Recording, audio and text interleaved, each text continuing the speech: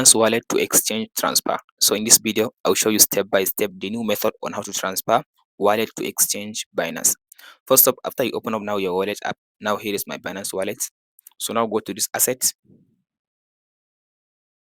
After you go to asset, so from this option now go and select the coin or the token you want to transfer to your exchange. So for me, let's say I have BNB, so I'll select the BNB from this list.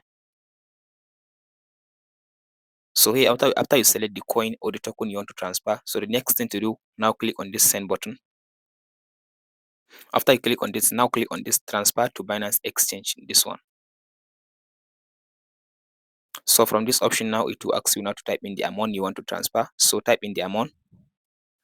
So after you type in the amount of the BNB of the token you want to transfer, so from there, if you have the amount you want to transfer, it will give you option, this continue button will be active.